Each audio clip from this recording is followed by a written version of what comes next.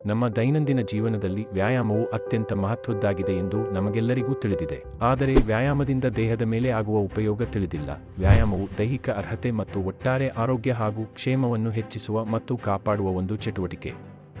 ವ್ಯಾಯಾಮದ ಬಗ್ಗೆ ಆಯುರ್ವೇದದಲ್ಲಿ ಮಾನವನ ದಿನಚರಿಯ ಒಂದು ಅವಿಭಾಜ್ಯ ಅಂಗ ಎಂದು ಹೇಳಲಾಗಿದೆ ಮತ್ತು ವ್ಯಾಯಾಮವು ಆರೋಗ್ಯಕರ ಜೀವನ ಶೈಲಿಗಳಲ್ಲಿ ಒಂದಾಗಿದೆ. ಇದು ಅತ್ಯುತ್ತಮ ಆರೋಗ್ಯ ಮತ್ತು ಜೀವನದ ಗುಣಮಟ್ಟಕ್ಕೆ ಕೊಡುಗೆ ನೀಡುತ್ತದೆ.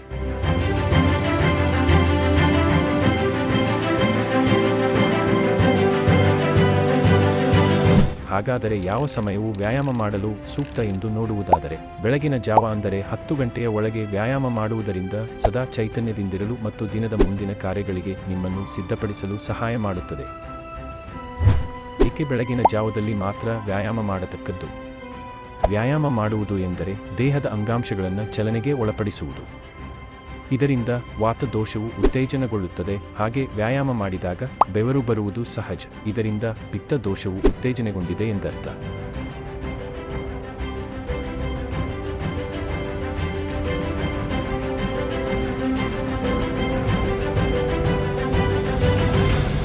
ನಮ್ಮ ಆಯುರ್ವೇದದಲ್ಲಿ ದಿನವನ್ನು 3 ಭಾಗಗಳಾಗಿ ವಿಂಗಡಿಸಿರತಕ್ಕದ್ದು. ಬೆಳಗಿನ ಜಾವವನ್ನು ಕಫಕಾಲ, ಮಧ್ಯಾಹ್ನವನ್ನು ಪಿತ್ತಕಾಲ, ಹಾಗೆ ಸಂಜೆಯನ್ನು ವಾತಕಾಲ ಎಂದು ಹೇಳಲಾಗಿದೆ. ಕಫ ಕಾಲದಲ್ಲಿ ವ್ಯಾಯಾಮ ಮಾಡುವುದರಿಂದ ವಾತ ಹಾಗೂ ಪಿತ್ತ ದೋಷದ ಸಮತೋಲನ ಕಾಯ್ದುಕೊಳ್ಳುವಲ್ಲಿ ಸಹಾಯ ಆಗುತ್ತದೆ. ಹಾಗೆ ಅವುಗಳಿಂದ ಉದ್ಭವಿಸುವ ರೋಗಗಳನ್ನು ತಡೆಯಬಹುದು.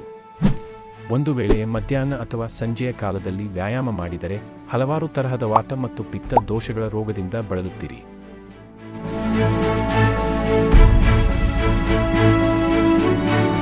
ಹಾಗಾದರೆ ಎಷ್ಟು ಸಮಯದವರೆಗೆ ವ್ಯಾಯಾಮ ಮಾಡಬೇಕು? ದೇಹದ ಅರ್ಧದಷ್ಟು ಶಕ್ತಿಯು ವ್ಯಾಯಾಮ ಮಾಡಲು ಉಪಯುಕ್ತವಾಗಿದೆ ಎಂದಾಗ ವ್ಯಾಯಾಮವನ್ನು ನಿಲ್ಲಿಸತಕ್ಕದ್ದು. ಇದನ್ನು ಹೇಗೆ ಕಂಡುಕೊಳ್ಳುವುದು ಎಂದರೆ, ನಮ್ಮ ಹಣೆಯ ಭಾಗದಲ್ಲಿ ಬೆವರು ಕಾಣಿಸಿಕೊಂಡರೆ ಅರ್ಧದಷ್ಟು ಶಕ್ತಿ ಉಪಯುಕ್ತವಾಗಿದೆ ಎಂದರ್ಥ. ನಿರ್ದಿಷ್ಟ ಸಮಯದಲ್ಲಿ ವ್ಯಾಯಾಮ ಮಾಡುವುದು ಹಾಗೆ ದೇಹದ ಶಕ್ತಿಯನ್ನು ಅರಿತು ವ್ಯಾಯಾಮ ಮಾಡುವುದರಿಂದ ದೇಹದಲ್ಲಿ ರೋಗ ನಿರೋಧಕ ಶಕ್ತಿಯನ್ನು ಹೆಚ್ಚಿಸಲು ಹಾಗೂ ಸುಖಕರ ಜೀವನ ನಡೆಸಲು ಸಾಧ್ಯವಾಗುತ್ತದೆ. ಮತ್ತೊಂದು ವಿಡಿಯೋದಲ್ಲಿ ಮತ್ತಷ್ಟು ಮಾಹಿತಿಯೊಂದಿಗೆ ಸಿಗೋಣ. ಶುಭ ದಿನ.